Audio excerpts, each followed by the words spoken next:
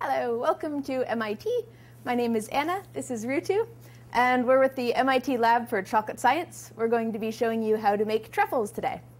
So first, you start with a double boiler. You've got maybe 1.5 inches of water in your pot. You're going to turn the stove on. You can start out at medium, but you definitely want to have it on low when you're actually melting the chocolate. So you put in the top part there.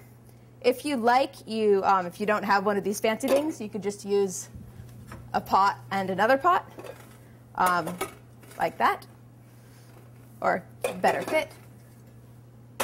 So you start heating up the stove, and you've got heavy cream.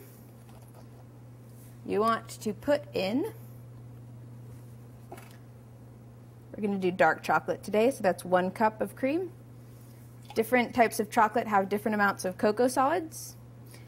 And since dark chocolate has the highest cocoa content, you need to add a lot more fat to try and get it to the right consistency so you can roll truffles.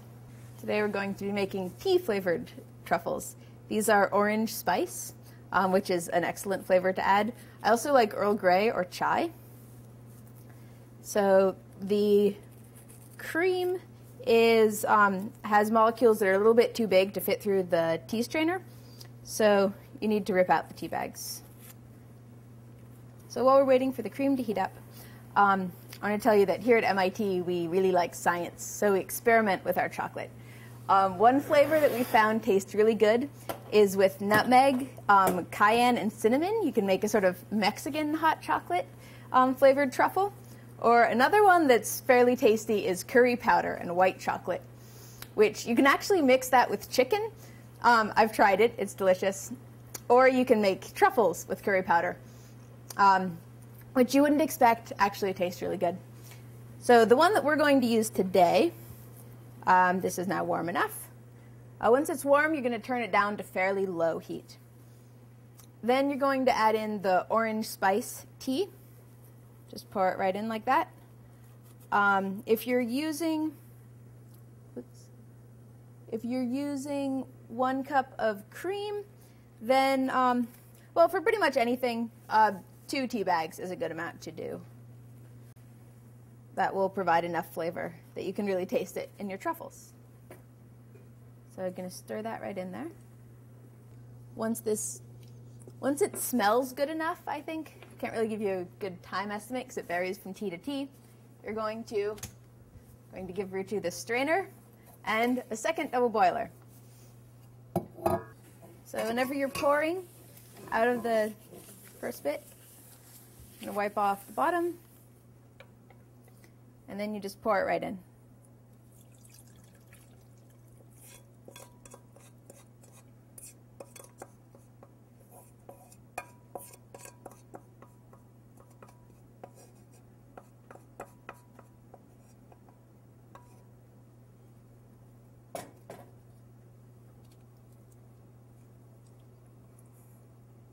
Make sure to get all of the cream out because this is the most flavorful stuff. So one really important thing is you always want to be tasting before you add the chocolate to make sure that it's a little bit too strong. With dark chocolate, the chocolate itself has a fairly strong flavor, so you want this to be more intense than you would like in your truffle. You can dip your finger in. Tastes good, nice and orangey. So you're going to heat this up a little bit. And then it's chocolate time. Now you're going to put this back on, heat it up a tiny bit more, and then it's time to add the chocolate.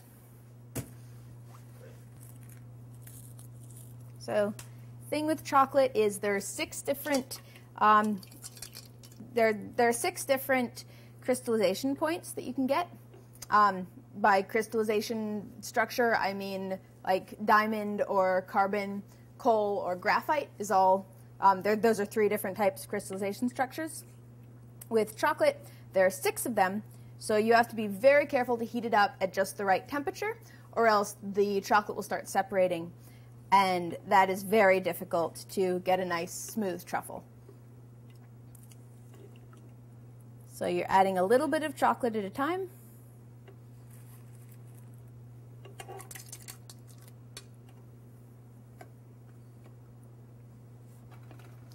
if you've got little lumps that don't melt, because those will all smooth out once you start adding more chocolate and it's more even spread.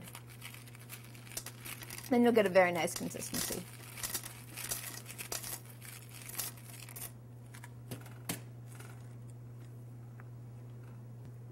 So you can see that you've now got a very smooth consistency. Chocolate is all melted evenly and has been stirred in nicely. This is on the thicker side here. If it's a little bit soupier, that's fine. These will be stiffer, and because it's dark chocolate, they'll be a little bit harder to roll into balls, but they will make nicer balls than a goopier sort of chocolate ganache. This stuff is called ganache. It's the oily bit, the bit with all the cream inside the truffle that you bite into. So you can see there. Turn this off. Again, you want to be sure not to get water in your chocolate. So you wipe off the bottom. Now with Rutu's help, we're going to grab a plastic bag. You could also do this in Tupperware. Plastic bags freeze the fastest, and it's easy because you can just chop a little hole in the corner and then squeeze out your truffle. Now we're going to pour it into the bag. You have to make sure that it's not too hot because you don't want to melt the bag.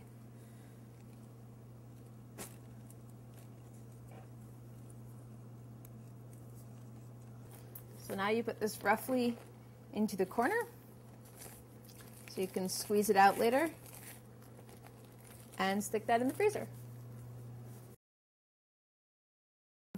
This has been in the freezer for about 45 minutes. It's got that kind of texture. So you don't have to squeeze too hard. It's sort of like Play-Doh, a little bit softer. You're going to smush everything over into one corner of the bag and then slice the tip off, about that size hole. And then for the truffles, you're going to pinch it sort of like you're squeezing out icing for a cake. And then Rutu is going to ball them up nicely. You don't want to handle them too much, or else they'll start melting in your hand, and you don't have a ball. Sort of like, yeah, there we go. Great. You can roll them if you want nice balls, or you can just sort of pinch them into shape, like that, roughly. These are going to be dipped in chocolate again, so they don't need to be, you don't need the perfect circles, the spheres now. So we're just going to squeeze and roll the rest of the bag here, and then stick these balls in the freezer and start melting some chocolate for dipping. So now you're going to set up the double boiler again. You can turn the heat up to medium, or like halfway between medium and high. I'm going to melt some white chocolate so we can dip our truffles.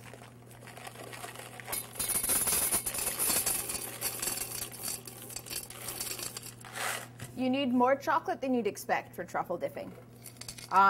This might be about right. So we're going to wait for that to heat up a bit. When it starts melting, you're going to turn this down to low again. Not quite as temperamental as milk and dark chocolate, not as many crystalline states, but you still don't want to burn it. So now that this has melted nicely, you're going to stick it on top of another pot and then add, these are called seed crystals. So you're telling the chocolate what sort of crystalline state you want it to be in. And you don't need to stir those out around at all. So you just put in some cold chocolate chips. And now this is ready for dipping.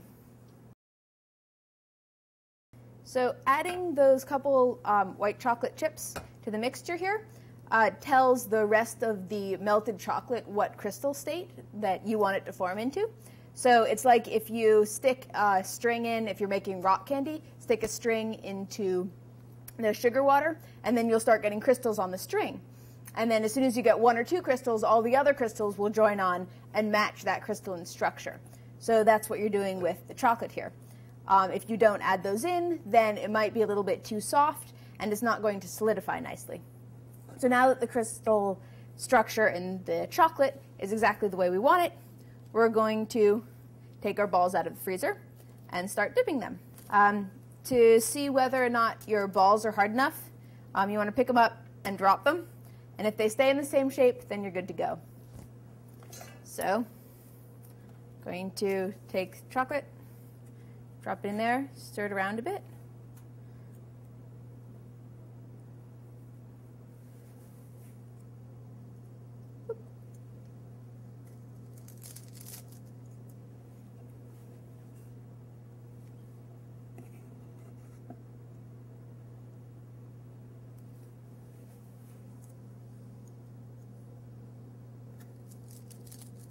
You want to just be sure to coat the dark chocolate everywhere with at least a thin layer of white chocolate, or else it'll be a little bit too gushy, and then you won't be able to stick them in a box at room temperature, or they'll all melt together.